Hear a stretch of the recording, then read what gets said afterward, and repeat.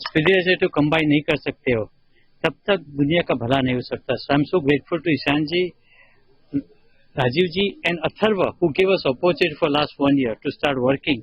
तो अभी ईशान जी जो कर रहे हैं, वो आपने बताया सोशल मीडिया क्यों नहीं छोड़ते, तो जरूरी है कि सोशल मीडिया में बंधे रहो जब तक आपको जरूरियात है.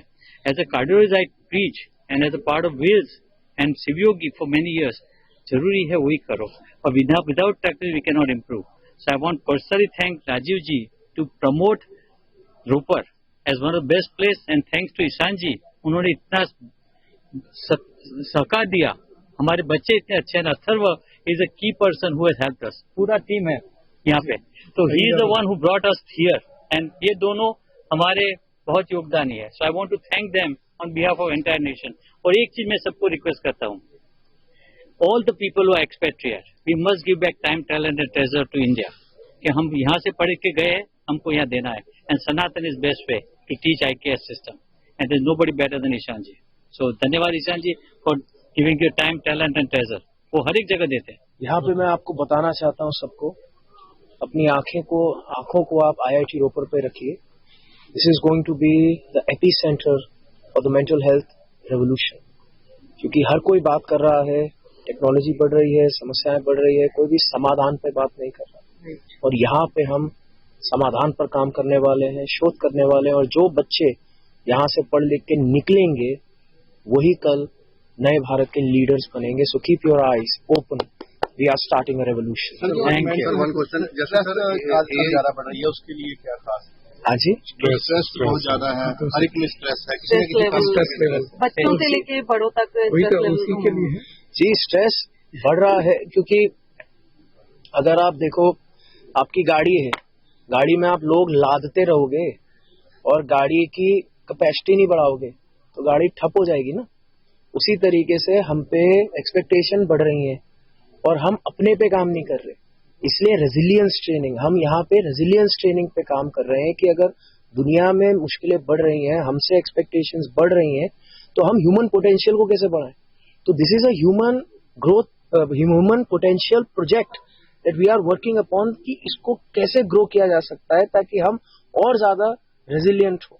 अगर हम बोलेंगे कि चिंताएं कम करो तब स्ट्रेस हटेगा, तो चिंताएं तो कम नहीं होने वाली. अगर आप पारिवारिक जीवन में हैं, अगर आप कामकाज कर रहे हैं, चिंताएं बढ़ेंगी. तो आपको अपनी सहनशीलता बढ़ानी है और उस पर हम काम कर रहे हैं. वही टूल्स हम बच्चों को दे रहे हैं कि देखो, अगर आपको स्ट्रेस कम करना है, एक तरीका है सब कुछ छोड़ छाड़ के हिमालय में बैठ जाओ पेड़ के नीचे. और मैं एक आचार्य हूं, मैंने ये भी किया है. पर अगर हमें दुनिया को बदलना है तो हमें फोरफ्रंट पे रहना पड़ेगा. तो इसलिए हम बच्चों को ट्रेनिंग दे रहे हैं जो IKS बेस्ड है, कि कैसे अपनी शक्ति बढ़ानी है, कैसे अपने पोटेंशियल बढ़ाना है, ताकि कोई भी प्रॉब्लम चैलेंज आए आप उसको फेस कर सको, जीत सको. सर, अभी जैसे AI का टेक्नोलॉजी आ रहा है, तो उसमें बच्चों के ऊपर क्या इम्पैक्ट पड़ेगा? क्योंकि AI का ड्रॉबैक्स भी है उसमें. AI का ड्रॉबैक तब होगा अगर अवेयरनेस नहीं होगी और टेक्नोलॉजी की समझ नहीं होगी. आज की तारीख पे इंटरनेट पे कितनी सारी चीजें जो AI स्लॉप है, हम बता ही नहीं सकते कि क्या असली है क्या नकली है. बहुत सारी मिस इन्फॉर्मेशन है. तो इसलिए अवेयरनेस क्रिएट करना बहुत ज्यादा जरूरी है. और ये जो पार्टनरशिप आप यहाँ पे देख रहे हैं, this is a partnership between academics, there's a partnership between faith leaders, there's a partnership between intellectuals. और ये पार्टनरशिप है तो ही हम बच्चों को अवेयरनेस दे सकते हैं, गाइडेंस दे सकते हैं. अगर इसमें से कोई भी आदमी लैप्स कर गया तो आपके एकेडमिक्स कुछ बोलेंगे, फेथ लीडर्स कुछ बोलेंगे, तो स्यापा हो जाएगा, है ना. हम सबको एक ही बात बोलनी है, एक ही दिशा देनी है जो कि सही दिशा है. और वही पार्टनरशिप आपको यहाँ देखने को मिल रही है. और मैंने कहा ना, दिस इज अ रेवोल्यूशन. ऐसा कुछ दुनिया में कभी नहीं हुआ है जो यहाँ से शुरू हो रहा है. तो इसलिए हमें अपनी नजरों को IIT रोपर पे रखना चाहिए. Thank you. ये इनॉग्रेशन की गई है. सबसे पहले तो आप सब लोगों का यहाँ स्वागत है IIT रोपर में. आप लोग से ज्यादातर पंजाब से आए हैं, तो ये आपका अपना IIT है. जो आज हमने जो इनॉग्रेशन किया है, ये होलिस्टिक वेलबीइंग के लिए है कि कैसे एक मनुष्य का संपूर्ण निर्माण करना है. क्योंकि आजकल के जमाने में जैसे इतना टेंशन वाला लाइफ है, हमारे जो IIT के स्टूडेंट्स हैं, फैकल्टी हैं, ये स्टाफ हैं, they are also under stress, they have to perform. तो this center will give them a guidance how to get a mental peace actually. Then they can perform better and they can deliver better. So this is the idea. So यहाँ से केवल ये खाली IIT रोपड़ के लिए नहीं है, ये this is a beginning for whole Punjab and whole India. So this will be a role model for whole India, this kind of activity, this kind of a center. तो हम जो हमारे पंजाब में भी जो issues हैं, some of the issue may be related to the drugs or something, they can also be covered in this well-being. तो वहाँ पे जो हम यहाँ पे जो बेस्ट प्रैक्टिस है वो हम पूरे पंजाब में लगाएंगे and as well as the whole India we will spread it. So wherever these kind of issues are coming, this kind of exercise, this kind of the courses what we are going to run with Ishan ji, and Ishan ji is mostly working in the US actually, and he is kind enough to donate funding for this kind of establishment of this center. Without his support and his commitment for financially, we cannot do this one. So we are very grateful to Ishan ji who has taken this initiative for us actually when we approached him, and he was so nice, he said that how I can help you. So he is very open-minded and he want to do for India. So there are those Indians who are living abroad want to do something for India, and Ishan ji is one of them. And he has a follower all over the world. So it's our pleasure also that he is here, and this center is inaugurated by him himself.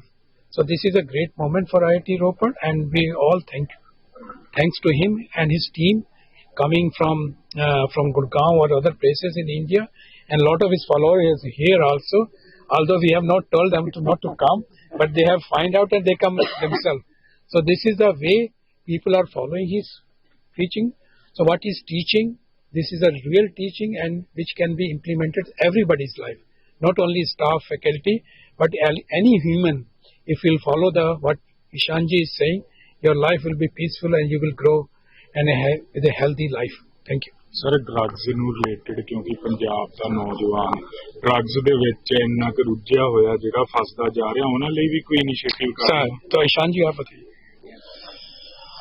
जी जब हम drugs की बात करते हैं तो एक नौजवान क्यों ड्रग में फंसता है, क्योंकि उसकी जो मेंटल हेल्थ है उसके अंडरलाइंग कोजेज हैं जो अनडायग्नोस्ड है, उसको वो सपोर्ट मिला नहीं. तो जब हम इस सेंटर पे अब काम शुरू कर रहे हैं, हम यहाँ पे रिसर्च करेंगे तो हम प्रमोट करेंगे कि किस तरीके से मेंटल हेल्थ अच्छी हो सके, किस तरीके से एक सात्विक जीवन एक नौजवान जी सके. क्योंकि आज अगर आप एक नौजवान को ड्रग्स से निकाल भी दोगे और जो अंडरलाइंग कॉजेज थे जिसकी वजह से वो ड्रग्स में पड़ा, आप उन पे फोकस नहीं करोगे, उस पर काम नहीं करोगे, तो वो बच्चा फिर गिर सकता है. और इसलिए हम कहते हैं कि ड्रग रिहेबिलिटेशन एक रिवॉल्विंग डोर क्राइसिस है कि आप एक बार निकले और फिर दूसरी तरफ वापस आ गए. तो यहाँ पे हम काम करना चाहते हैं कि रूट कॉज से हम इस प्रॉब्लम को कैसे खत्म करें. और थोड़ा टाइम लगेगा, रिसर्च लगेगा, मेहनत लगेगी, लेकिन हम ये काम करने को तैयार हैं. ਪੰਜਾਬ ਸਰਕਾਰ ਦਾ ਕਿਸ ਤਰ੍ਹਾਂ ਦਾ ਜਿਹੜਾ ਕੀ ਵਿੱਚ ਸਹਿਯੋਗ ਹੈ ਜਾਂ ਦੇ ਰਹੇ ਹੋ ਪੰਜਾਬ ਸਕੂਲਾਂ ਦੇ ਵਿੱਚ ਵੀ ਜਾ ਸਕਦੇ ਹੋ? So today we are going to meet governor also, and in the evening. So we have already explained to him, and our governor sir is working already with all the academic institution in Punjab to tackle these drug issues, and our vice chancellor meeting is already done. So we are going to meet also governor sir today and try to explain to him and what kind of support from Ishanji and from Wheel Foundation we can give to the Punjab. That's one of the agenda of today's meeting. Ishan जी, एक हरेक parents की एक complaint जरूर होती है कि बच्चे mobile पे रहते हैं और क्या कहते हैं IIT में जहाँ कोई भी फील्ड हो तो उनका काम क्या होता है कि ऑनलाइन सब कुछ करवाना. क्या इसके लिए भी आप दिमाग में कुछ ऐसा डालते हो कि बंदा वो मोबाइल छोड़ के आराम से वो काम करे?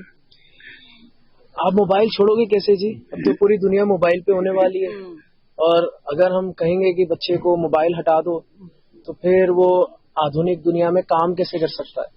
तो हम पेरेंट्स को भी कहते हैं और हम बच्चों को भी कहते हैं कि सीखो.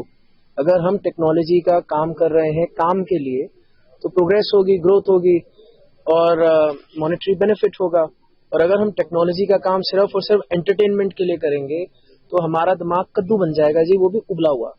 तो इसलिए बहुत जरूरी है डायरेक्शन देना और टेक्नोलॉजी का बहिष्कृत नहीं करना, वरना पेरेंट्स और बच्चों में लड़ाई हो जाएगी, बल्कि टेक्नोलॉजी को समझना और दिशा देना, और हम वही काम करते हैं as educators and as mental health professionals. तो कुछ भी बुरा नहीं है और उसका सही